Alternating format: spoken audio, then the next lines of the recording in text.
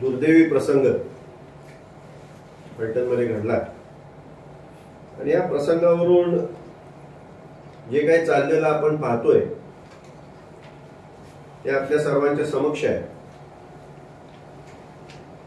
प्रसंग ज्या दिवशी घडला त्यापासून त्याचं गांभीर्य लक्षात घेऊन मला वाटतं सर्वात पहिल्यांदा जर कुणी पत्रकार परिषद घेतली असेल तर ती रामराजे साहेबांनी घेतली आणि त्या पत्रकार परिषदेमध्ये त्यांनी स्पष्ट सांगितलं होतं की झालेला प्रकार अत्यंत दुर्दैवी आहे, फलटणला माणुसकीला काळीमा फासणार आहे आणि याच्या संदर्भात सखोल चौकशी त्या ठिकाणी होणं गरजेचं आहे। आणि त्याचबरोबर आदरणीय मुख्यमंत्री साहेब देवेंद्र फडणवीस साहेब यांच्या न्यायबुद्धीवरती विश्वास ठेवून तपास योग्य रीतीने होईल असा विश्वास देखील त्यांनी त्या ठिकाणी व्यक्त केला। निश्चितच झालेला प्रकार हा अत्यंत दुर्दैवी होता, परंतु या प्रकारानंतर जे काही पुढे आरोप प्रत्यारोप होताना आपल्याला दिसत आहे हे सुद्धा तेवढेच दुर्दैवी। या ठिकाणी फलटणला काल एक अंक झाला, एका नाटकाचा अंक झाला, गजानन चौकामध्ये त्या ठिकाणी अंक झाला आणि या प्रकरणामध्ये माजी खासदारांना गोवण्याचा प्रयत्न रामराजे साहेब करत आहेत आणि रामराजे साहेब सातत्याने कशा प्रकारे विविध विरोधकांना गोवण्याचा प्रयत्न करतात अशा प्रकारचा एकंदर तो नाटकाचा अंक होता। तो आपण सर्वांनी पाहिला, त्याबद्दल मला काही बोलायचं नाही, परंतु मला फक्त काही गोष्टी या ठिकाणी स्पष्टपणे सांगाव्याशा वाटतात। ज्या दिवशी दुर्दैवी घटना घडली, या दुर्दैवी घटनेमध्ये दुर्दैवी महिला डॉक्टरचा जो काही तिने डॉक्टर संपदा मुंडे यांनी स्वतःचा अंत करून घेतला, याबाबतची सखोल चौकशी व्हावी। ही घटना कशामुळे घडली, घडवून आणली, याबाबत सखोलपणे चौकशी व्हावी अशाच प्रकारची मागणी फक्त त्या ठिकाणी होताना आपल्याला दिसत होती। परंतु हा प्रसंग घडला त्यापूर्वी डॉक्टर संपदा मुंडे यांच्यावरती काही पोलीस खात्याच्या माध्यमातून काही आरोप करण्यात आले होते आणि त्यांनी काही खुलासे त्यांना खुलासा मागितल्यानंतर त्या ठिकाणी त्यांनी खुलासा दिलेला होता आणि हा प्रकार घडला आणि त्यानंतर त्यांनी जे खुलासा मागितले होते ते खुलासे बाहेर आले। हे जे खुलासे बाहेर आणले ते पुढे आणले, याच्या माग मास्टर माइंड या नात्याने आपण जर रामराजांना त्या ठिकाणी जबाबदार धरत असू तर ते काय खुलासे रामराजांकडे होते का? हे सर्व खुलासे आपण पत्रकार बंधूंनी ते बाहेर आणले आणि त्यानंतर त्याला वेगळ्या प्रकारचं वळण लागून वेगळ्या प्रकारची चर्चा चालू झाली। ही वस्तुस्थिती आपल्याला मान्य करायला पाहिजे। खुलासा रामराजांकडे येण्याचा प्रश्नच येत नव्हता, त्या कोण आहेत याची माहिती नव्हती, परंतु हे खुलासे कशामुळे बाहेर त्यांनी दिलेले खुलासे का बाहेर पडले तर आपण जे अत्यंत जागरूक पत्रकार बंधू आहेत यांनी खुलासे बाहेर केले याची आपल्याला सर्वांना माहिती आहे। आणि त्याच्यामध्ये काही त्या खुलाशांमध्ये दिलं होतं, काही कारणाने त्या डॉक्टरांवरती काही फिट अनफिटचे दाखले देण्यामध्ये दबाव येत होता, पोस्टमॉर्टम करताना काही दबाव येत होता, याच्याबाबत त्यांनी केलेला खुलासा आहे। तो खरा खोटा आपल्याला काही माहित असायचं कारण नाही, पण तुमच्या माध्यमातून त्या ठिकाणी बाहेर आल्यानंतर शहरातच नव्हे तालुक्यातच नव्हे संपूर्ण महाराष्ट्रात महाराष्ट्राच्या बाहेर याची चर्चा व्हायला सुरुवात झाली। त्यामुळे ह्याच्या मागे कोणी मास्टर माइंड आहे किंवा हे कोणी ठरवून केलं होतं असं म्हणणं शुद्धपणे मूर्खपणाचं। काल जो काही प्रकार गजानन चौकात माजी खासदारांनी केलाय, मला वाटतं असा जर प्रकार ते करणार असतील तर रामराजे साहेब, मी तर डॉक्टर त्या ठिकाणी दादासाहेब फाळके अवॉर्ड ते म्हणतात ऑस्कर अवॉर्ड द्यायला पाहिजे, अशा प्रकारचा सुंदर अभिनय त्या ठिकाणी झालेला दिसून येतो। लक्षात घेण्याची आवश्यकता आहे, ज्यावेळेला ते ननवरे कुटुंबियांनी आत्महत्या केली त्या ठिकाणी कुणाचं नाव घेतलं होतं, त्यावेळेला जे घडलं त्यावेळेला काही रामराजेंनी त्याची मास्टर माइंड होती, त्यांनी सांगितलं होतं कोणाचं नाव घ्यायचं, आणि घडल्यानंतर सुद्धा त्याचं कुठं काय राजकीय भांडवल केलं गेलं? काहीच केलं गेलं.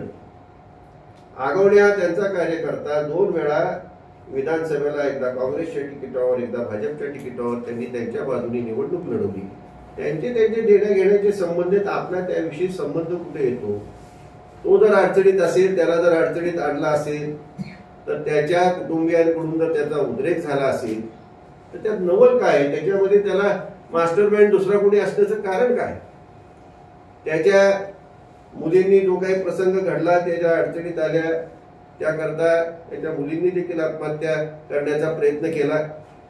त्यांनी सांगितलं लाईफलाईनला ऍडमिट होत्या, त्या होत्या या ठिकाणी सुविधाला ऍडमिट होत्या, त्याची आपल्याकडे पुरावे, तिथून भारतीय हॉस्पिटलला गेल्या आणि त्या ठिकाणी त्या बऱ्या झाल्या आणि त्यांचा जीव वाचला. पण एक गोष्ट मी तो आपल्याला आठवणीकरता सांगू इच्छितो की दिगंबर आगवणे हे आमच्या सर्वांविरुद्ध, रामराजांच्या विरुद्ध उपोषणाला बसलेले होते. आणि ज्या वेळेला त्यांना पोलिसांनी उपोषण सोडायला त्या ठिकाणी जबरदस्ती केली, त्यावेळेला सुद्धा त्यांनी काहीतरी असाच प्रकार करण्याचा प्रयत्न केला, काहीतरी औषध पिण्याचा प्रयत्न केला. ही वस्तुस्थिती तुम्ही सर्वजण जाणता. मग ह्याच्या मागे कुणाचा मास्टर माइंड हेही जाणून घ्यायला पाहिजे. आणि आगवणे बाईंना त्या ठिकाणी तुम्ही सर्वांनी त्यांचं संभाषण त्या ठिकाणी सर्वदूर पसरवलेलं आहे. रामराजेंचं तुम्ही नाव घ्या, हे कोण म्हणतंय? तुम्ही रामराजेंचं नाव घ्या, मग बसून आपण सगळे प्रश्न मिटू, हे कोण म्हणतंय? त्या ठिकाणी नरसोबा पतसंस्थेतून 50 लाख कर्ज दिल्याचं कोण म्हणते? नरसोबा पतसंस्थेत कधी बघा आणि किती रुपयाचं कर्ज आगवण्यांना दिलं याची माहिती घ्या. कुठलीही पतसंस्था, कुठलीही बँक न येणाऱ्या कर्ज कधी कुणाला देत नसतं. म्हणजे काहीतरी बोलायचं. त्या ठिकाणी शरद पवारांचे नाव घेतले, अजितदादांचे नाव घेतले की त्यांच्याबरोबर बैठकी झाली. या कुठल्या मंडळींनी त्यांचं राजकारण केलं हेच मला समजत नाही. आणि मग कारण नसताना आई या विषयावरून दुसरीकडे विषय वळवण्याचा कालचा तो जो केविलवाणा प्रयत्न होता आणि त्यातून काय दुधाने अभिषेक वगैरे हे जे सर्व नाटक झालं, ढसा रडायचं नाटक झालं, हे नाटकापलीकडे काय? म्हणजे ह्याच्यामध्ये नेमकं काय त्यांना साध्य करायचं होतं की हा माझ्याशी काही याचा संबंध आहे, रामराजांनी केल्या रामराजांमुळे तालुक्याचं नाव बदनाम झाले. तुमच्या या अनेक घटना ननवरे, आगवणे आणि आता डॉक्टर संपदा मुंडे या ज्या घडत गेल्या त्यामध्ये तुमचं नाव कुठं ना कुठं आलं, त्यामुळे ते बाहेर आलेलं आहे. हे काय रामराजांनी त्या ठिकाणी नाव तुमचं टाकावं अशा प्रकारचा कुठलाही प्रयत्न त्या ठिकाणी झालेला दिसून आपल्याला येत नाही. माहिती कशाला बाहेर पुरवावी लागते? माहिती तुम्हाला पुरवावी लागते का तुम्ही माहिती मिळवता? येते. तुम्ही आम्हाला माहिती देता, आम्ही तुम्हाला कुठं माहिती देतोय? तुम्हाला ती माहिती मिळते, तुम्ही आम्हाला देता, तुम्ही इतरांना देता. आणि एकदा एक धागा दोरा मिळाला की तो पुढे जातोच. आणि असं काही घडलं तर साहजिकच जनसामान्यांच्या जनशोक हा त्या ठिकाणी होताना आपल्याला दिसणारच आहे. त्यामुळं अकारण त्या ठिकाणी मुख्य विषयापासून दुसरीकडे कुठंतरी विषय भरकटण्याच्या दृष्टीने त्या ठिकाणी आपल्याला हे सगळे उद्योग चाललेले दिसून येतात. याच्या मागे आमचा रामरायांचा कुणाचा काडीचा काही संबंध नाही. आणि त्यामध्ये एक काहीतरी काल त्यांनी क्लिप दाखवली, मोऱ्यांच्या संदर्भातली ती एक क्लिप होती. वोट महिला होत्या, त्यांना रामराजे ओळखतही नव्हत्या. त्या ठिकाणी रामराजे त्यांना नाव विचारताय, तुमचं नाव काय? म्हणजे त्यांची ओळख नाही, पाळख नाही. आणि त्यांनी कधी सांगितलं की तुम्ही आमका आमका असं मोऱ्यांच्या बाबतीत करा? काहीच सांगितलेलं त्या ठिकाणी दिसून येत नाही. म्हणजे काहीतरी लोकांची दिशाभूल करण्याचा प्रयत्न. कुठली तरी पूजा दाखवली, शस्त्रांची पूजा, ती रामरायांनी पाठवा. त्यांच्या फेसबुकला त्यांनीच ते फेसबुकला टाकलेली ती पोस्ट आहे, स्वतःच्या फेसबुकला टाकलेली पोस्ट आहे. कशाला कोणी टाकायला पाहिजे? म्हणजे काहीतरी हास्यास्पद काहीतरी प्रकार त्या ठिकाणी करायचा आणि लोकांची दिशाभूल करायची. आणि त्या ठिकाणी गेल्या 30 वर्षापासून आम्ही राजकारण करतोय, तालुक्यात करतोय. रामराजे साहेब त्या ठिकाणी जिल्ह्यात करतायत, जिल्ह्याच्या बाहेर करतायत. कधी कुठल्या विरोधकाला अशा प्रकारे डॉमिनेट करण्याचा कधी प्रयत्न केला आहे? आपण सर्वांना बरोबरच घेऊन जातोय. जे काही राजकारणामध्ये लोकांचा निर्णय होईल तो आम्ही त्या ठिकाणी स्वीकारूनच पुढे जाणार आहे. त्याच्यामुळे असे प्रकार करून त्या ठिकाणी कोणाला अकारण बदनाम करण्याचा आमचा कधीही विचार नाही आणि कधीही विचार तसा येणार नाही. तशा प्रकारची आमची संस्कृती सुद्धा नाही. परंतु या बाबतीत जे काही इतर विषय पुढे आले त्याच्या बाबतीत मात्र सखोल चौकशी होणं निश्चित आवश्यक आहे. 160, 277 किती FIR कशासाठी केल्या जात आहेत याची माहिती घेण्याची आवश्यकता आहे. इतर कारखान्यांच्या आहेत का तेवढ्या? फलटण तालुक्यामध्ये पोलीस यंत्रणेच्या माध्यमातून किती केसेस होत आहेत, किती केसेस खऱ्या आहेत, किती केसेस खोट्या आहेत याची माहिती घेणं आवश्यक आहे. खोट्या केसेस करायला कोण लावते याची माहिती घेणं आवश्यक आहे. आणि या सर्वाचा विचार करता हा केवळ फार्स चाललेला आहे आणि कुठंतरी विषय त्या ठिकाणी डायव्हर्ट करायचा आणि मी त्यातला नाही. अहो शेवटी गुन्हेगार स्वतःला नेहमी हा निर्दोषच म्हणत असतो. तो कधी म्हणत असतो मी दोषी आहे? नेहमी तो स्वतःला म्हणणार मी निर्दोषच आहे. जे काही प्रश्न आज उपस्थित झाले आहेत त्या प्रश्नांच्या संदर्भात मी सखोल चौकशी त्या ठिकाणी व्हावी एवढीच माफक अपेक्षा आहे. आणि त्यातून जे काही निघेल ते निघेल. त्यात काय विशेष? त्यातून काय निघेल ते निघेल. कोणी कोणावर आरोप करत नाही. फक्त सखोल चौकशी व्हावी एवढीच अपेक्षा त्या ठिकाणी आहे. बाबा, काल जाहीर सभेत माजी खासदारांनी एक फोटो दाखवला की जयश्रीताई आगवणे आणि त्यांचे वकील तुमच्या बंगल्यातून बाहेर पडलेल्याचा फोटो व्हायरल केला त्यांनी जाहीर सभेमध्ये. त्याबद्दल आपलं काय मत आहे? त्या मला कधीही आजपर्यंत भेटलेल्या नाही. कधीही माझी त्यांची भेट झालेली नाही आणि त्या बंगल्यात आल्या होत्या असं मला वाटत नाही. त्यांचा वकील गाड्या बघायला, पिट्टूबांच्या गाड्या बघायला एकटाच आत आला होता. तो गाड्या बघितल्याच्या बाहेरच थांबल्या होत्या आणि त्या तो व्हिडिओ मी काही बघितला नाही. सगळा अंधार आहे. कोण आहे काय काही लक्षात येत नाही आणि त्या बाहेरच थांबल्या होत्या. त्या आत काय गाडी गेलेली दिसत नाही. त्या तिथं बाहेर उभ्या दिसतात. म्हणजे जे कोणी व्यक्ती आहेत त्या उभ्या दिसतात. वकील गाड्या बघून परत आल्या त्या ठिकाणी. आणि मी तर त्या दिवशी हे सगळं कधी घडलंय हा प्रकार जो घडला त्याच्या आधीचा कधीचा तरी तो विषय आहे. नंतरचा नाहीये, आधीचा विषय आहे. तो गाड्या बघितल्या त्यांनी. तो बाहेर आल्यानंतर ते बसून त्याच्याबरोबर गेले असतील. आपल्याला काही त्याची कल्पना नाही. पुढे राहुल दस साहेबांच्या वरती माझं म्हणणं त्याची कारण अशी आहे. मग नाव घेऊन सांगतो ते एक दत्तात्रय आब्दागिरी नावाचा आमचा कार्यकर्ता आहे. आमच्या घराशी ते घर आब्दागिरीचं घर 3 पिढ्याचं कनेक्टेड आहे. त्याची आणि सरपंच वेदनी सागर अभंग यांची काही भांडणं झाली. यांनी त्याला मारलं असेल, त्यांनी त्याला मारलं असेल. त्याच्या बरगड्या तुटल्या. तर सागर अभंगावर कुठली केस लागावी असं वाटतं? 307 कोणी लावली असते? 326 याच्यावर 324 लावली. हे कोणी उद्योग केला?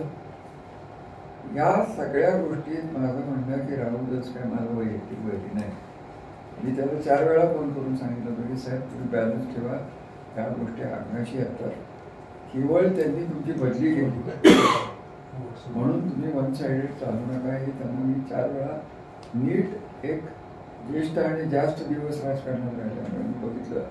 अंगाशी येतील आणि अंगाशी जेव्हा येतं तेव्हा सरकारी अधिकारी मोकळे राहतात. त्यांच्या मागचे राजकीय पुढारी त्यांच्यावर ढकलून मोकळं होतं. मला तुम्हाला चॅलेंज द्यायचं आहे या बाबतीत. राहुल दास काय वागवत आहे तुम्हाला माहिती आहे का नाही? खरं सांगायचं. तुमच्यापैकी किती जण बोलले होते? ह्या बाईला आत्महत्या करायला लागली. तुम्ही म्हणाल तुम्ही तरी कुठे बोलला? उपयोग काय? बोलून जर उपयोगच होत नसेल. आमच्या किती लोकांच्या तक्रारीत घेतल्या जात नव्हत्या त्या 4-5 वर्षात. 2019 नंतर पुढं आज कदाचित परिस्थिती सुधरेल. तेवढी गोष्ट नाही. राहुल धस हा पोलीस खात्याला लागलेला कलंक आहे. केवळ बदली गेली माझी बदली होईल आणि माझं प्रमोशन होईल असं जर सरकारी अधिकारी वागायला लागले तर आमचं सोडा तुम्ही, आम्ही राजकारणाची मंडळी, सर्वसामान्य माणसाला न्याय मिळेल. कुठली केस झाली सुरुवातीला तर मला आठवतंय त्यांच्या ऑफिसमध्ये जाऊन बसायची, मला ती केस आठवत नाही नेमकी, गंभीर गुन्हा होता. शेजारी बसले तेव्हाचे खासदार आत्ताची माझी, आणि ते त्याला सांगतात असं करण तसं करण, तुम्ही कशाला बोलला. आणि हे तर सर्रास चाललं होतं की असा पोलीस यंत्रणेचा फायदा घेऊन तुला अडकवतो, तुझे आगवडे करतो, तू आमच्याकडे हे घडलंय की नाही तुम्ही सांगा. तुम्हाला माहित नाही या गोष्टी. मला नाही खरं वाटत की तुम्ही जर नाही म्हणला तुम्हाला सगळंच कळत असतं. निम्म्या म्हणजे गोष्टी तुम्हीच मला सांगत असता. तुम्ही म्हणजे कोणतरी पत्रकार. याला लोकशाही म्हणतात का? याला पोलीस यंत्रणा म्हणतात का? आता मी मेन मुद्द्यावर येतो की जे परवाचं हे आहे तुम्ही विचारलं म्हणून मी सांगितलं. माझी मागणी आहे नाही म्हणावं, आम्ही तक्रारी करू हायकोर्टात. पण राहुल धसला त्याचे पापाची फळंही भोगायलाच लागणार आहे. आणि ह्याच्यातला जर सुटला तर आता कुठेतरी मुंबईला जाऊन बसला. आणि माझी माहिती अशी आहे की माझे खासदार त्यांना घेऊन देवेंद्र फडणवीस यांच्याकडे गेले होते आणि पुण्यात बदली करा. तर देवेंद्र फडणवीसांनी त्यांना काय उत्तर दिले त्याला वडा काय कुठेतरी आहे होतं मुंबईच्या तिथे तिथं कुठेतरी केलं. आणि म्हणून हे साहेब आता मूळ विषय काय राहुल दास घेऊ शकत नाही. तो किरकोळ विषय, त्याच्या मरणाने मरण विषय असा आहे की डॉक्टर संपदा मुंडेचा आत्महत्या झाली तेव्हा 23 तारीख होती, भाऊबीज होती. मी पुण्यात होतो, संजीव कुठं होते मला माहिती. सगळ्यांच्या बहिणी तिकडे असल्यामुळे इकडे गेली इथं फक्त सोबत राहिला. मी मला वाटतं रात्रीच ती बातमी बघितली की एका हॉटेलमध्ये गळपास मेडिकल ऑफिसरनी लावलेला. मी काय फारसं लक्ष दिलं नव्हतं. दुसऱ्या दिवशी जेव्हा हे सगळं चक्र फिरलं आणि त्याची दखल रद्द पातळीवर घेतली होती. कोणाचं हॉटेल होतं तर दिलीप सिंह भोसले का त्यांची चिरंजीवाचं हॉटेल होतं. हे उघड झालं. मुलगी रात्री 1 वाजता आली वगैरे वगैरे वगैरे. आता हे सगळं घडलं तर मी मास्टर माइंड. हे सगळं पुढचं जे घडलं त्या मुलींनी मला पोस्टमार्टम करायला जास्त लावतात किंवा प्रेशर आणतात, काय म्हणायचं फिट ॲटफिटचं, हे मी लिहिलं. हे झालंय कधी 22 का 23 साली.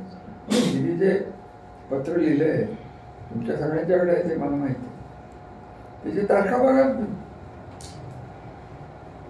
राहुल धसनी याच्याकडे दुर्लक्ष का केलं हे जर लक्ष घेतलं नसतं, दिलं असतं आणि योग्य ते कारवाई तर केली नसती.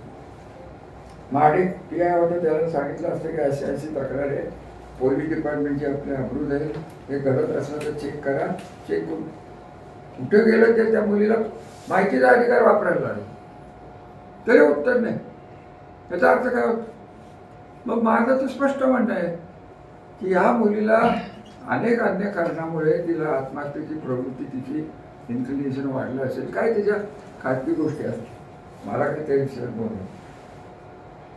त्याचं मेजर कारण हे होतं ना की राहुल धसनी जर इंटरेस्ट घेतला असता, अधिकारी म्हणून नीट वागला असता, मुलीला बोलवून घेतलं असतं, डॉक्टरला पोलीस अधिकारी बोलवून घेतले असते, त्या काय त्याचं नाव माडिक, या सगळ्यांना तर बोलवून घेऊन शेवटी शासकीय यंत्रणा कोणासाठी. आता पोस्टमार्टम झाल्यानंतर आमच्याकडे लोक येतात, त्यांची मागणी काय असते, पोस्टमार्टम असं असं करा. आम्ही नाही बोलत, आम्ही म्हणतो जमलं तर करू नका किंवा दुसरी करा. म्हणजे तो नॅचरल डेथ आहे, नैसर्गिक मृत्यू आहे. असं आहे ती कुटुंब खचलेली आहेत. पोस्टमार्टम म्हणजे वेळ लागतो, काही वेळात सातारला जायला लागतो. माझं तर म्हणणं आहे या गोष्टीची राहुल धसची चौकशी व्हायलाच पाहिजे. आणि हे जर घडलं नसतं तर त्या मुलीचं 100% प्रेशर ते पैकी असं आहे तिच्यावर असं धरलं तर 80% तिच्या खाजगी काही ज्या गोष्टी असतील त्याच्यामुळे असेल. आपण 20% पर्यंत पोहोचायला 100% तिची मानसिकता व्हायला हा माणूस कारणीभूत नाही. त्यांनी जर चौकशी केली असती, माडिकांनी त्यांच्या विरुद्ध तक्रार कोणी केली? PI माडिकांनी केली. त्यांचे अधिकाऱ्यांनी प्रशासकीय भाग आहेत, मला काय बोलायचं कारण नाही. पण DYSP म्हणून याला काही कर्तव्य आहे का नाही? आमच्या गटाचे कोणाचे नंबर 2चे धंदे असले तर किती पैसे खाल्ले गेले. आणि आज जे सगळं मटकान पिटकान सरकार चालतं ते कोणाची चालतं? बाकी कोणामुळे निघते?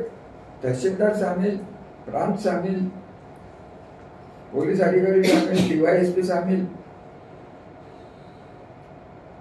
पत्रकार चूप, आम्ही हेल्पलेस. आमचं सोडा, आमच्या कार्यकर्त्यांचं सोडा. आता इथं बापू गावडे बसले. बापू गावडे उठान सांगा की तुम्हाला ईडीची धमकी कोणी दिली? कुठे बोला, ईडी सांगा. ऐक, परवा बोलायचं राहिलं मला. सांग नाव घेऊन बोल. Satara police station LCP office तिथून सांग की काय. त्यांनी फोन केला असं तुमच्या मला ही चौकशी लागली तरी काय असेल ती तुम्ही LCP ऑफिसला येऊन भेटा. अरे मुंबईला कशाला गेला तू? वकिलांकडे. हो, पण ते कुठल्या वकिलाकडे गेला? ईडीच्या ना? ईडीच्या वकिला. ते सांग ना. ईडीच्या वकिला. ईडीची इन्क्वायरी वगैरे काहीच नव्हती. त्यांना फक्त धमकी दिली आणि अमुक अमुक निर्णय करत असला तर त्याच्या पुढं कोण भेटलं तुला? धमकी कोण देत होता? अशोक जाधव भेटला, बरोबर आहे. आणि त्यात तुला घेऊन कुठल्या हॉटेलमध्ये कोण बसलं? धमकी कोण देत होतं तुम्हाला? आता ते फार स्पष्ट त्याला बोलायला लावलं. आता बोलून द्या की काय होईल. नाही, LCP ऑफिसने मला सांगितलं म्हणून ईडीच्या ऑफिसला मुंबईला घ्यायला गेलो वकिलांकडे. याच्यामध्ये कोण आहे असं वाटतं आपल्याला? अहो हे सगळं घडून गेलेलं आहे. आमचं कसं खोट्या केसेस किती आहेत तुमचं? तो जानकर पांडुरंग मुंजावती खोटी केस होती. अक्षय गायकवाड तो स्नेक्स नेचर आहे, त्यापासून ठीक आहे. काही झालं असेल पण सेन्स नेचर थोडी आहे. म्हणजे काही झालं की त्याला अशी केस टाकायची की तो अडकवाय. सागरशाची ते जानकर आणि पांडुरंग मुंजावती. सागरशाकडून अपेक्षा नव्हती पण त्याचा मास्टर माइंड कोण ही केस करायला लावणार? अशा किती केसेस सांगितले. पप्पू शेखची आहे, ती घरी झोपलेला होता. चुकीचं आहे का बरोबर तुम्ही सांगा. म्हणजे कुठं काय घडलं की नसले ते आपले गोवायचे आणि खोट्या केसेस करायचे आणि पोलिसांनी सुद्धा त्या लगेच नोंदवायच्या आणि लगेच ऍक्शन घ्यायची. या गोष्टी चालल्यात. बाकीचंही सोडून द्या, संपायला जायचंही सोडून द्या. आदर केला तर खून झाला होता, झाले कसं 8 महिने. आरोपी कोण होता? यांचा पदाधिकारी. झाली का आता? सांगा झाली का आता? आपण कोणच बोलत नव्हतो. त्यामुळे ते हिटलरची छळछावणी त्या तालुक्याची जिथं केली गेली होती त्याच्या संपदामुळं बिचारीमुळं बोलायचं तरी सुरू झालं. राज्य पातळीवर त्याची दखल घेतली गेली. आता आगावणे केस, माझ्या विरुद्ध आगावणे केस करायला निघत होता. मला राजीनामा पदावरनं काढायची मागणी होती. सभापती होत. काय माझा संबंध होता त्या आगावण्याशी? माणूस त्यांचा गट सांभाळणारा, तो त्यांच्या कारखान्याचा व्हाईस चेअरमन, त्याच्यात त्यांचा सप्लायर. त्यांनी त्याची आर्थिक परिस्थिती हवी झाडं तुटली म्हणून जेव्हा पहिलं शिरवळ होणार तेव्हा त्याला पैसे मिळाले. हे माहिती आहे का? ते काय नाही, झाडं होती ना ती. हे सर्वात त्याने काय आमचा संबंध होता. नंदुरबारला मी सांगू बायकोचं गड हात मागतं ते तरी मास्टर माइंड मीच. आणि माझे फोन केवळ त्या जयकुमार गोरेच्या केसमध्ये मध्यंतरीच्या सॉरी शब्द मागे माननीय मंत्री महोदय जयकुमार गोरे आमचे परम मित्र यांच्या केसमध्ये पत्रकाराला फोन, नाही त्या सुभेदार नावाच्या माणसाला फोन माझी. आता ती सुभेदारची नाही 30 वर्षाची ओळख, मी का फोन करून देऊ? का तिथनं पुढे म्हणे तिकडे गेले, ते जाऊन द्या, तो विषय संपला. आणि गेला तर गेला. सुभेदारला फोन आहे म्हणून माझ्याकडे पोलीस पाठवले गेले. हे महाराज आता जे बोलत होते ना, काल लढत होते, ते नेहमी तसे जातात घरी, तिकडनं आले घरी. आणि त्याच्या मागे कोण आले तर दिलीप भोसले आले. मी कार्यकर्त्यांनाही जमून दिलं नाही. इथं तुम्ही बसला होता, तिथं तो घनश्याम बसला होता, काय त्याचं नाव, सोनवणे. त्याला म्हणलं चल तुम्ही इथं वकील बसला होता. मी फेस केली, मी नाही असले तमाशे केले, दुधाची आंघोळ, समोर दारू पाजली, असले नाही भानगडी केल्या. आणि माझी मागणी एवढीच आहे, माझ्यावर जर काय त्यांचं सेक्शन होतं त्याप्रमाणे माझं स्टेटमेंट त्यांनी घेतलं. त्यांच्या अधिकाऱ्यात पोलिसांनी यांची नाव घेतली, यांचे कोण खासदार आहे, त्या बाईने जे तक्रार घेतली आहे, आणि कोण पी आहे याची तरी तपासणी केली आहे. ते नाही, कोणाला बोलवलं गेलं माहीत. तेवढीच आमची मागणी. आता खरा विषय माझा वेगळाच आहे. माझं याची काही घेणं नाही. संपादनाचं वाईट झालं वादत, कोणाच्या घरात कोणाची मुलगी अशा प्रकारे जाऊ नये हे वादत. परंतु जेव्हा तिकडं बीडमधनं त्यांच्या प्रतिक्रिया सुरू झाल्या कोणाच्या मुकादमांच्या, त्याच्या मागे मास्टरमाइंडनीच 6 वेळा ते म्हणले की प्रत्येक घटना त्यांनी जी दाखवली त्यात मास्टरमाइंडनी सिद्ध करा ना. म्हणताय कशात? काय झालंय आजकाल त्यांच्या बाबतीत कुठली ॲलिगेशन झाली की ती रामराजेंनी करायला लावतात. आपण तुम्ही भानगडी करताच का? तुम्ही भानगडी करता का? आमच्यावर नाही बरं केसेस लागत. अजून तुम्हाला सांगू, तुम्हाला दिन मी ती पाहिजे असला पाठवून दे. 22 सालची गोष्ट आहे. मी सभापती होतो किंवा 21-22 काय तारखेकडे काही कॉन्ट्रॅक्टर माझ्या ओळखीचे आहेत, आपले पलटणचे, त्यांच्या धंद्यात कोणाशी तरी वांधे. त्यांनी त्यांच्यावर तक्रार केली. त्यांची ती तक्रार चालू आहे का बंद आहे मलाही माहिती. ते महाराज जाऊन भेटले. निकम नावाचा एक कोण कॉन्ट्रॅक्टर आहे, त्याला म्हणले दुसरी तक्रार कर. त्यांनी लिहून दिलं काहीतरी 130 कोटीचा माझं त्या कंपनीने नुकसान केलं, आणि ते वसूल करण्यासाठी रामराजांनी अमुक तारखेला पुण्याच्या घरी बोलवलं आणि माझ्याकडे खंडणी मारली. आता मास्टर माइंड कोण आहे? तो दाखवतो माझ्या ऑफिसला पत्र गेली EOWची सभापती असते, ती 17 तारीख काहीतरी होती, त्याला रामराजांचा दौरा लॉगबुक म्हणतो ना आपण, ते पाठव, ते देतो पाहिजे. महाराज लॉगबुक मध्ये मी निघालो कुठं? सातारा. आता या गोष्टीचा मास्टर माइंड कोण? आणि माझं त्यांना आव्हान आहे की नार्को टेस्ट तुमची करायची आहे ते चांगलं झालं. नार्को टेस्टची जी आव्हानं मला याच्यावर प्रथम तुम्ही नार्को टेस्ट करा की तुम्ही केलं होतं का नव्हतं, मग माझ्यापर्यंत पोहोच.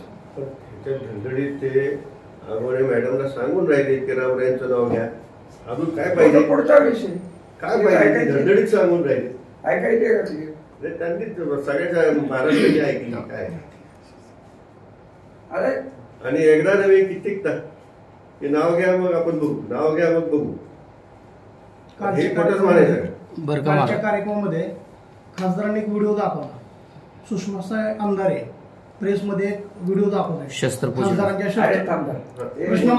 प्रश्न वेगळा आहे. एक मिनिट विचार आरामचं म्हणतात काय हे आरार एक मिनिट.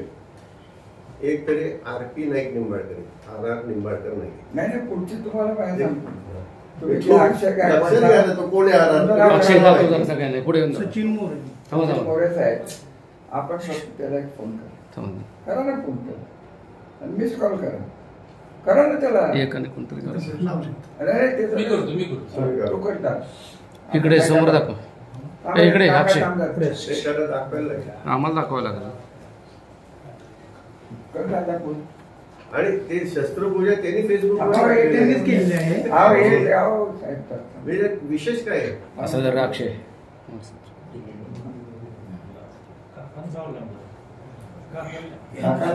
हा रे अक्षय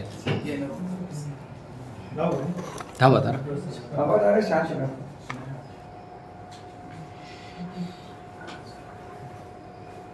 नंबर नाही आहे तुझ्याकडे. दादा चोरले म्हणून नाव येत आहे. इकडे. बरोबर आहे. आता हेच एडिट करून मी दाखवतो. एकच मिनिट. तुम्हीच बघा सर. हे आम्ही चर्चच करतो.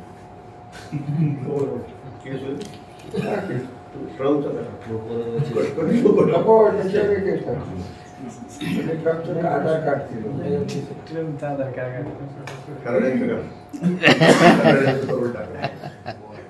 पत्रकार नाही एक करायचं बघायचं.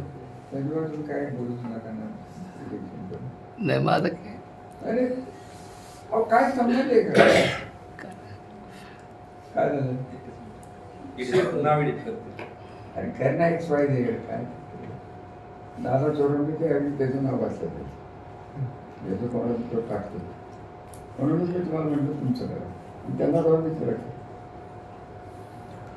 नाव आलं ना आरात निंबाळकर. पण तुम्ही आरार नाहीये. नाही ऐका ना. तिथे चूक नंबर झाली ना. कुठे? नंबर दाखवले म्हणा.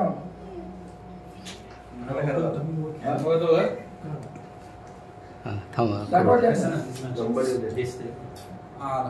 अमित शहाचा फोन आलाय मला. कोणाचा? अमित शहाचा.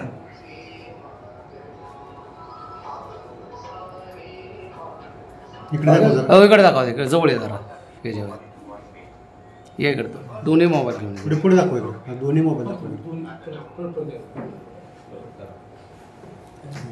तुम्ही पलटण सभेमध्ये थांबा 2 मिनिटं.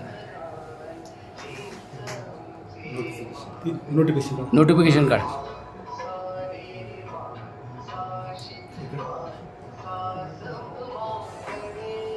म्हणजे अशा प्रकारे आरार निंबाळकर हा प्रकार आहे. आपण मुळात आरार म्हणजे नाही, नाही, तुम्ही पाहिलं असेल तर मध्ये मी जी शिवसेनेच्या एका महिला पदाधिकाऱ्यांची मॉर्फ व्हिडिओ केली. मॉर्फ नाव करायला किती वेळ जाते? बाकी आपण ते केलं ते चुकीचं नाव टाकलं ना. आरपी नाईक विषय निंबाळकर. असा आहे मी काय पाठवतो शस्त्रपूजा ना आराम शस्त्रपूजा होते ना. दसऱ्याची शस्त्रपूजा. दसऱ्याची शस्त्रपूजन. त्यांच्या फेसबुकवर नव्हती.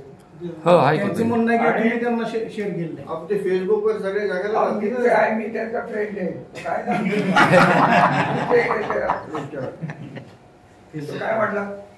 काय म्हटलं कागद केली नाही. म्हणजे तुमच्या मोबाईलचं त्यांनी लावलं की ह्या मोबाईलवरून यांना अंधाऱ्यांना पण हे आर आर निंबाळकर कोण लोक हे कसं आहे साहेब तुम्ही माहिती असून काहीतरी बोलू नका. आर आर निंबाळकर म्हणजे लोकांच्यात काय कोणाकडे जाणार संशय असेल सोयी साधा विषय आहे साहेब. तुम्ही का त्यांची बाजू घेताय? बाजूला त्यांनी जर आपलं तुम्हाला विचारलं आरार म्हणजे कोण? कोण मी माजी खासदारांचं म्हणणं आहे की आर निंबाळकर म्हणजे तुम्ही रामराजे नाईक निंबाळकर. आरपी आहेत. नाईक निंबाळकर नाव आहे. पण सगळ्यात महत्वाचं त्यांनी जो विषय काढला होता त्यांच्या फेसबुकवर त्यांनी टाकलेली ती कुठे आणि आम्ही काय एवढं स्वतः माझ्या मुलाच्या नावावर 2 माझ्या नावावर 2 हत्यारे माझ्या बायकोच्या नावावर 1 पिस्तूल. मी 6 पिस्तूल मागणार आहे सरकारकडं. ते म्हणतात की मला स्पेशल लायसन्स आहे कोणाचं आहे ते मला बघायचं आहे. आम्ही घेऊ आणि मग 6 पिस्तूल बाळगणाऱ्याला 2 गाड्याच्या वायावर सिक्युरिटी लागते कशी? केंद्र कशाला लागते? मी पलटण सभेत बोललो होता की माझं नाव घे म्हणून जाहीर. काय तुम्ही खासदारांना आव्हान केलं की माझं नाव जाहीर घे. मग काय झालं? त्यांनी नाव घेतले. मग बोललो की मी आता तुम्ही आता काय तुमच्या म्हणजे काय काय करणार? करणार मी काय करणार? मी सांगितलं नार्को टेस्ट कर ना. नार्को टेस्ट तू कर ना की माझ्यावर कंटेंट लावत होता की घेऊन दे नार्को टेस्ट. मग मी देतो नार्को टेस्ट. आणि तो नार्को टेस्ट माझी मागणारा कोण? या सगळ्या भागात आता संपदा मुंडेकडे आपण परत येऊ साहेब. मी कधी म्हणलो खासदाराचं नाव तरी घेतलं मी कोणाचं नाव घ्यायचं कंपनीच्या केसमध्ये? माझं म्हणणं होतं योग्य ते पहिलं तुम्ही माझं हे बघा, मी म्हटलं योग्य ते व्हावं चौकशी. मग ते त्याला का खपलं? विरोधकांचं असं म्हणणं आहे की तुम्ही अंधारे मॅडम आणि महबूब शेख यांना तुम्ही सगळ्या इथल्या बातम्या पुरवल्या. मी पुरवतो म्हणजे काय त्यांना काय कळत नाही का? अंधारे बाई किती जणांनी पे करते, मग सिद्ध करा मी पुरवतो. महबूब शेख आणि रघुनाथ राजेंचा फोटो एक आपण रघुनाथ राजांनी खासदारकीत कोणाचा प्रचार महबूब केला? शेख हा राष्ट्रवादी काँग्रेस पक्षाचा पदाधिकारी आहे. पूर्वीपासून त्याचे संबंध आहेतच ना. नाही तो आम्ही जुना- प्रचारच केला त्यांच्यावर. काय म्हणणे मी नव्हतो, यांनी केला. आणि आमच्या घरी कोणी ते त्यांनी काय बघायचं? विषय असा आहे, महबूब शेख हा राजकारणी आहे. राष्ट्रवादी काँग्रेस पासून त्याचे संबंध आहे आणि ते जो फोटो दाखवतो तो बराच पूर्वी कधीतरी आलेला फोटो आहे. आजचा फोटो म्हणून काय? 8 सप्टेंबर. 8 सप्टेंबरचा फोटो आहे तो, काय आत्ताचा फोटो नाही. आणि उद्या जरी तो आला तरी तो त्याला आम्ही बात घेणारच आहे. मी त्याच पार्टीत होतो, तोही त्याच पार्टीत होतो. एकाच पार्टीत होतो. ओळखतो. माझ्या घरी आला तर मी त्याला चहा देईन ना, नाही देणार. आणि 8 सप्टेंबरचं आहे, आजचं काही नाही त्यात. आणि ह्या लोकांना बाहेरून बातम्या मिळतात, तुम्ही बातम्या नाही का पूर्ण? तुमचं कामच आहे ना बातम्या काढलं बाहेर. अजून काय? दिलीप भोसलेवर तुमच्या एक आरोप केला होता की त्यांना जागा न दिल्यामुळे फलटण फेस्टिवल बंद पडला. कोणी? दिलीप भोसले. कुठली जागा? म्हणजे त्यांना जे कार्यक्रमासाठी लागणारा जागा कुठली जागा? सांस्कृतिक भवन आहे. फलटण फेस्टिवलसाठी कुठं जागा दिली नाही? एकच नाही. फलटण शहरामध्ये आपण त्यांना भरपूर जागा आहेत ना, कुठली जागा घ्यायची? काय बोलतो तो दिली? विमानतळ पडलाय.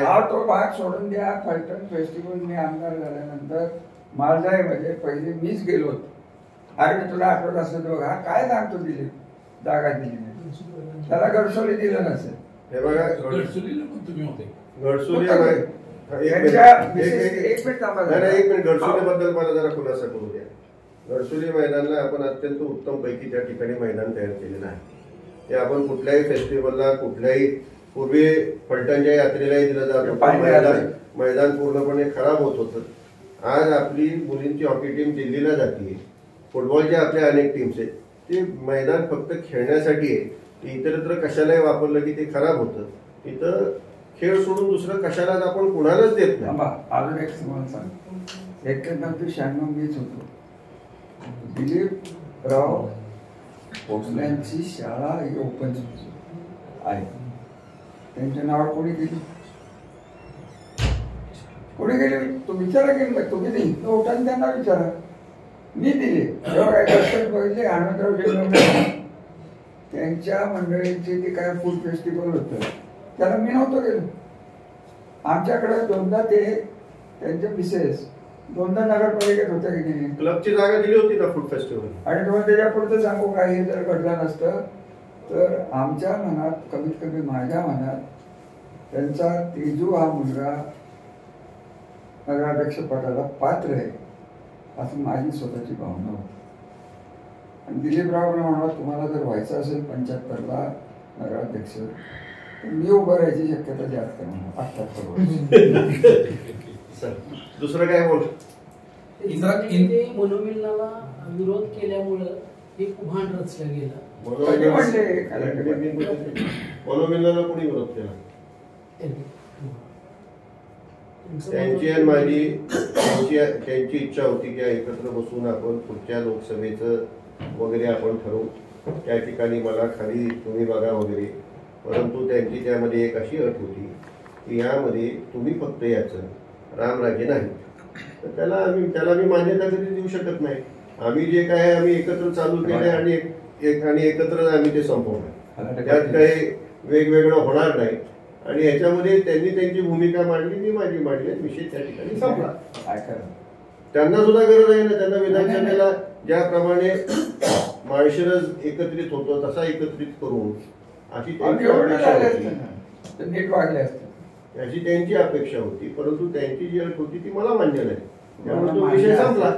तो विषयच नाही. वरिष्ठ पातळीवर देवेंद्र फडणवीस साहेबांच्या माझ्या चर्चा झाल्या होत्या. मी त्यांना 19 सालीच म्हणलं होतं की एकंदरीत चित्र काही बरोबर दिसत नाही. महाराष्ट्राच्या दृष्टीने वेगळ्या लेवलने आम्ही बघत होतो. आणि आमचा सगळा जो काही आमची इतर जी काही ताकद आहे ती मेन प्रवाहात दिल्लीच्या जावी अशी माझी त्यावेळेसची इच्छा होती. शरद पवारांच्या बद्दल आजही आदर मी प्रेम तेवढंच. आजी दादा स्वतः त्या काळात माझ्याकडे आले आणि मला म्हणाले की रामराजे आपण थांबा, आपल्याला नंतर कधीतरी आपण म्हणजे पोस्ट इलेक्शन आपण करू. आणि तेच घडलं. आता मला देवेंद्र फडणवीसांनी सांगितलं एवढं सगळं झाल्यावर की तुम्ही त्यांच्याशी जमून घ्या. इलेक्शन झाल्यावर एक शब्द त्याच्याबद्दल कधी बोललो याची इलेक्शन झाल्यानंतर आमदारकीच्या इलेक्शन नंतर बोललो. अरे मी का नकोय आणि बीजेपी काय यांच्या मालकीची आहे का? बीजेपी काय ह्या दोघांचे? त्यांना विचारलं जाईल माझे खासदार होते इथपर्यंत मान्य आहे. बीजेपीलाही कळतंय ना कोण माणसं आहेत काय माणसं आहेत, त्यांची ताकद किती आहे. आणि खरी भानगड त्यांच्या इलेक्शनमध्ये अशी होती, त्यांच्या पार्टीला वरिष्ठ पातळीवरनं मला स्पष्ट शब्दात सांगितलं गेलं होतं की फलटण आणि माणमध्ये जर 50,000चा लीड पडला तर आमची सीट येईल. बहुतेक तुम्ही त्या मिटिंगला होता का नव्हता मला माहिती. आणि म्हणून देवेंद्र फडणवीसांनी मला गोरे साहेबांना, संजय बाबांना, अनिकेत राजांना एकत्र अजितदादांच्या साक्षीने बसवलं होतं. मी त्यांना म्हणलं देवेंद्र साहेबांना की हे असं असं झालं. गोरे साहेबांचे माझे वाद झाले. देवेंद्र साहेब म्हणले की रामराजे आता हे आपण विसरून जाऊ आणि आपण हे करू. अगदी त्याच्या पुढे जाऊन दुसऱ्या दिवशी मी म्हटलं मी काय त्यांच्याबरोबर एवढ्यात फोटो काढून मनोमिलन दाखवणार नाही. झालं. त्याच्यानंतर दुसऱ्या दिवशी मला सकाळी 7 वाजता जयकुमार गोरे साहेबांचा फोन आला. 5 राहिले माझे त्यांचेच वाद तिथे जास्त. त्याच्यामध्ये ते दोघंही आम्ही त्याला कारणीभूत एकमेकाबद्दल बोलायला. आता काय म्हणतं नाही, झालं गेलं झालं विसरून. मी म्हणलं मी कळवतो भाऊ, माझं त्यांचं काही वैयक्तिक नाही, तेव्हाही नव्हतं आजही नाही. आणि हाला का माझी एवढी किडा आला? याच्या वडिलांचे सगळे खर्च आम्ही करायचे, आधारपणा आम्ही करायची, त्यांच्या आत्या सगळ्या मार्गाला लावायचे आम्ही. हे महाराज राजाच्या पासून या घरात झाले. याने यांच्या आत्यांच्याकडे कधी बघितलं? माझ्यावर राग का? मी काय केले? विशेष नाही, त्यामुळे तो विषय संपला. पुढं महाराज साहेब, दिलीपसिंह भोसलेंनी काल असा प्रश्न केला की इंदिरा गांधी सांस्कृतिक भवन आपल्या चुलत्यांनी बांधलेलं आहे, मात्र ते 35 वर्षात का असं झालं? तुमच्या आपल्या मी बांधले. दिलीपसिंह भोसले असं म्हणतात. अहो तुम्ही दिलीपसिंह भोसलेला उलट विचारा की तुला नगराध्यक्ष कोणी केलं? ते सांगताय त्यावेळेला जे झाले त्यावेळेला ते बांधलं गेलं शिवाजीराजी होती. ते अपूर्ण का आहे तर ते अपूर्ण नाही, त्याची कामं दिलेली आहेत नाही, त्याला बरेचसे पैसे गेलेले. ते अपूर्ण नसताना आम्ही चूकच करायची म्हटलं तर लग्नाला दिलं. आणि मी माझ्या नाट्यक्षेत्रातल्या सगळ्या गोष्टी आहेत, जुन्या गोष्टी आहेत, नाट्यक्षेत्रातल्या सगळ्या गोष्टी आहेत. माझ्या स्वतःच्या कॅल्क्युलेशनमध्ये असं होतं की शनिवार रविवार नेहमी पुणे मुंबईची लोक नाट्यकर्मी असतात, बरोबर आहे. म्हटलं सोमवार मंगळवार बुधवार आपल्याकडे येतील, हे आपलं भाडं मिळेल.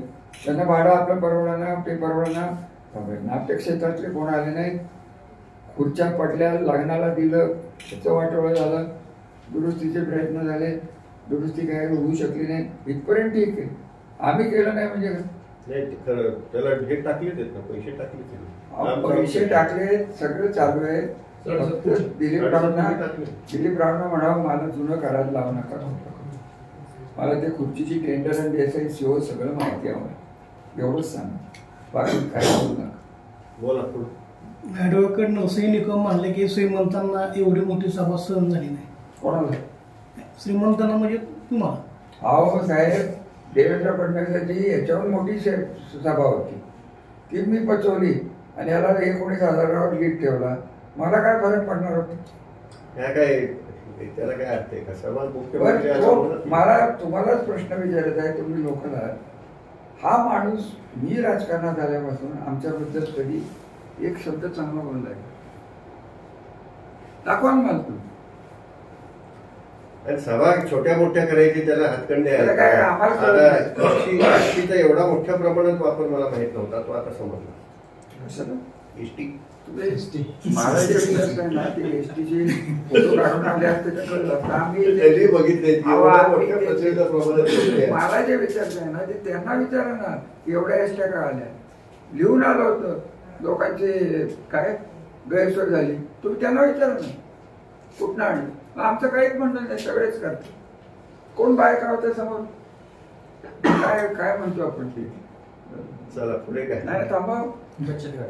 हा? ते काय घेऊन येत बांधकाम बचत मोठी करण्याची पहिल्यापासूनच आहे. बायकांना सांगितलं होतं भांडे वाटतो म्हणून. बांधकाम बायका शिवाय घालत गेल्या का नाही तुम्हाला माहित नाही. आम्हाला काय परिणाम होत नाही त्याला म्हणावं मोदी साहेब आले तरी पलटून मी सोडणार नाही. मला काय करायचं?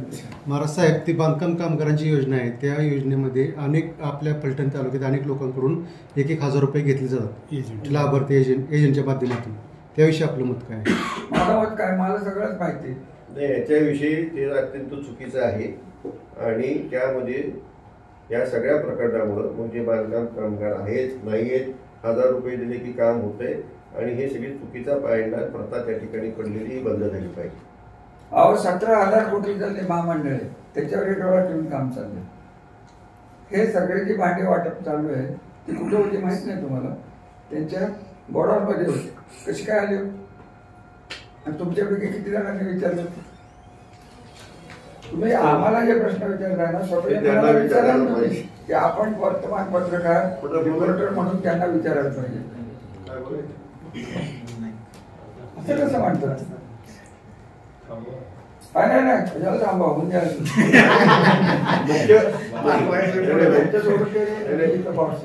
मुख्य जो विषय होता तो विषय आपला झालेला आहे आणि अकारण त्या ठिकाणी रामराजांना आम्हाला एकच मिनिट त्या ठिकाणी अकारण रामराजांना आम्हाला त्या ठिकाणी ओढण्याचा जो प्रयत्न चालू आहे हे सगळं घडवत आहेत. असं कुठलाही विषय नाही.